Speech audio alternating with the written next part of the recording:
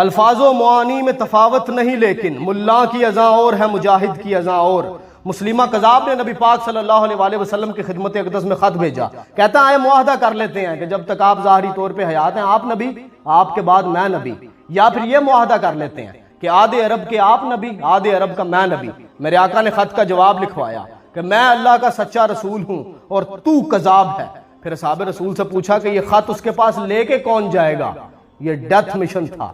ایک صحابی وہاں پہ تشریف فرما تھے، حضرت حبیب بن زید رضی اللہ تعالیٰ عنہ، مالی طور پہ بھی کمزور تھے، جسمانی طور پہ بھی کمزور تھے، کھجوریں بیچتے تھے، وہاں پہ بیٹھے اس وقت کھجور کھا رہے تھے۔ جب میرے آقا نے پوچھا کہ کون لے کے جائے گا خط، فوراً سے اٹھے کہتے ہیں یا رسول اللہ میں لے کے جاؤں گا، اور یہ کہتے ہوئے کھجور کھاتے ہوئے ان کے منہ سے نیچے گر گئی۔ پاس جو صحابی رسول بیٹھے ہوئے تھے انہوں نے کہا کہ یار آپ کھجور تو پہلے کھا لیتے، بعد میں کہہ دیتے۔ انہوں نے کہا کہ اگر مجھے دیر ہو جاتی تو، اور یہ سعادت کوئی اور حاصل کر لیتا تو، اس لیے میں نے جلدی سے کہا کہ میرے آقا میں لے کے جاؤں گا خط اس کے پاس۔ میرے آقا جواب سن کے مسکرائے، آپ نے اپنا نیزہ عطا کیا، آپ نے اپنا گھوڑا عطا کیا، اور حبیب سے کہا کہ حبیب ذرا ڈٹ کے جائیے اس کے پاس۔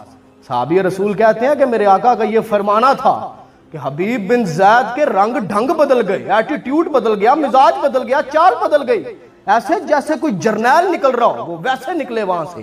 اتنے کسی بندے دے کول نوی گڈی آ جاوے، نواں موبائل آ جاوے، کسی نے نوے کپڑے پائے ہوں تے ایٹیٹیوڈ نہیں پھڑیا جاتا، حالانکہ یہ کوئی اچیومنٹ نہیں ہے گی۔ ذرا غور کریں اصحاب رسول کے بارے میں، امیجن کریں جن کی تلواروں کے دستے ٹوٹے ہوئے تھے پر انہوں نے دو سپر طاقتوں کو گھٹنوں کے بل گرا دیا۔ امیجن کریں ذرا ان کی ایٹیٹیوڈ کو۔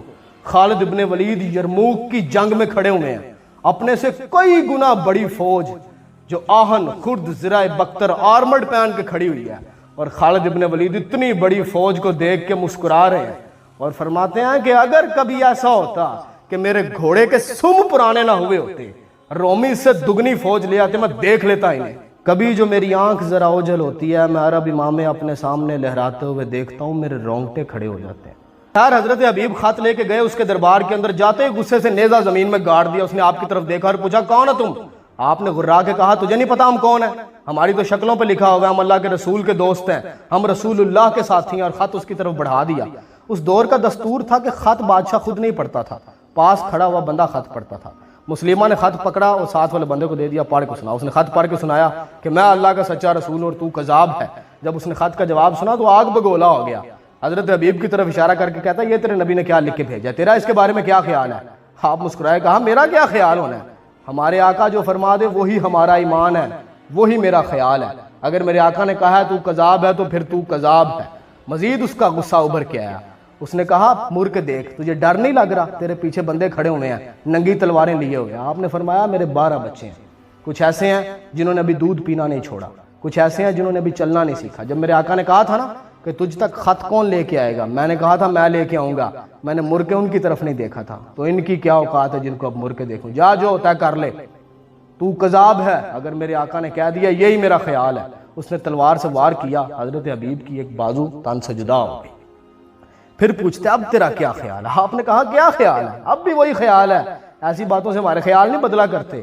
مزید غصے سے آگ بگولا ہو گیا، اس نے دوسرا بازو بھی آپ کا کاٹ دیا، تن سے جدا ہو گیا۔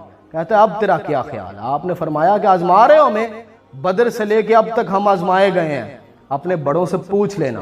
اللہ رب العزت کی ذات نے اپنے فضل سے ہمیں ثابت قدم رکھا ہے، گردن بھی کاٹ دو تو کوئی پرواہ نہیں۔ اس نے رسول اللہ صلی اللہ علیہ وسلم کے اس صحابی کی گردن کاٹ دی۔ ادھر رسول اللہ صلی اللہ علیہ وسلم کی بارگاہ اقدس میں صحاب بیٹھے ہوئے ہیں، آپ کی آنکھوں میں آنسو آ گئے اور پھر بڑی خوبصورت مسکراہٹ آئی۔